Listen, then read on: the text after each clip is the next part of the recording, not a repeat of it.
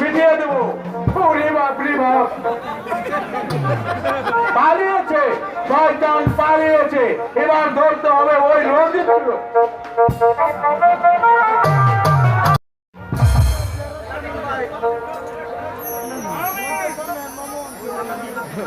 সিংহ মুখে মুখে শুনেছি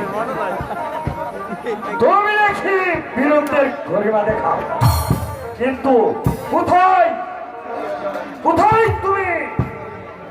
আমি যে তোমাকে খুঁজেই পাচ্ছি না। অজয় সিংহ তোমার সম্মুখে হাজির। সাহসটাকে তো অস্ত্র ধরো। তাই কি?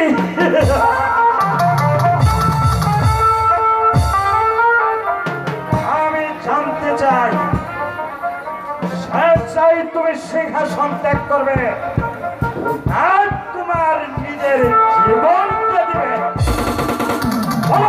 জীবন থাকতে আমি স্বেচ্ছায় সিংহাসন ত্যাগ করবো না। আর সাহসটাকে তো অস্ত্র ধরো।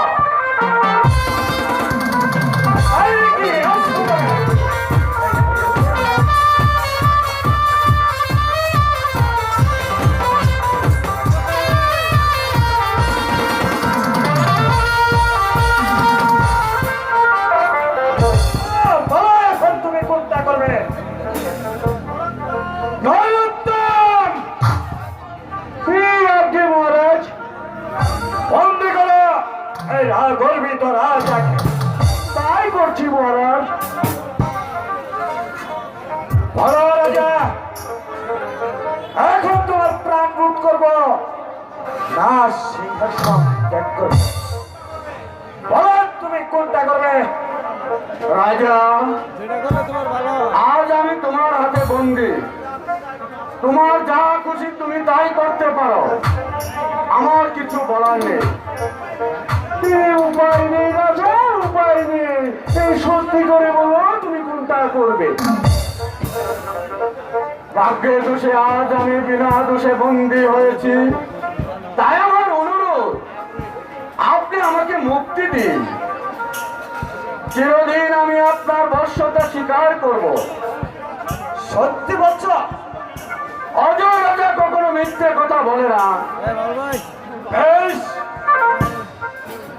তুমি যেহেতু আমার বর্ষতা স্বীকার করেছ, তাহলে আমি তোমাকে মুক্তি দিলাম। কিন্তু মনে রেখো কথাটা, আমার আজ্ঞাবহ তোমার চিরদিন পালন করে যেতে হবে। তাই হবে রাজা।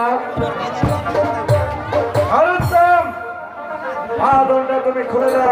দিচ্ছি মহারাজ।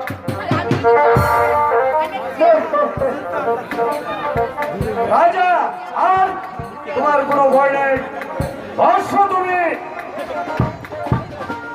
এই সিংহাসনে এই রাজমুকুট। আজ থেকে তুমি হলো আমার বন্ধু।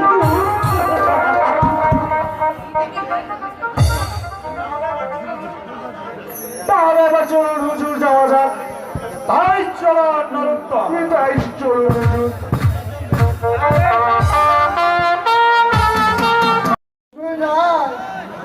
ব্যবসা করবো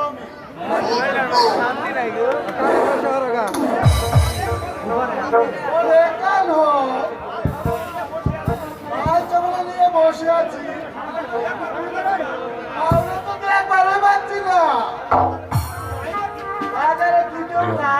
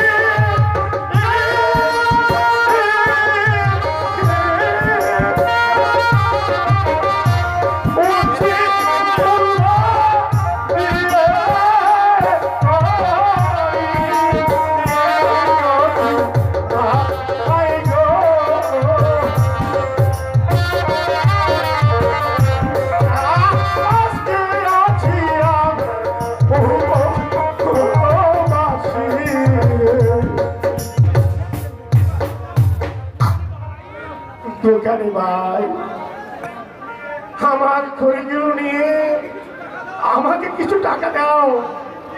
আজ আজ 3 দিন যাবত আমার ঘরে কিছু খাবার নেই ভাই। দেখে বলছো তুমি সত্যবান।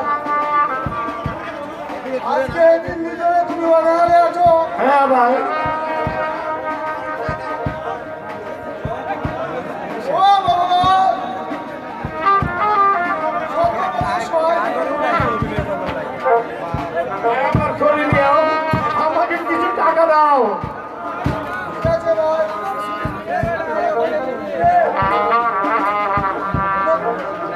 টাকা দিচ্ছি। এই নাও ভাই। এই চালগুলো নিয়ে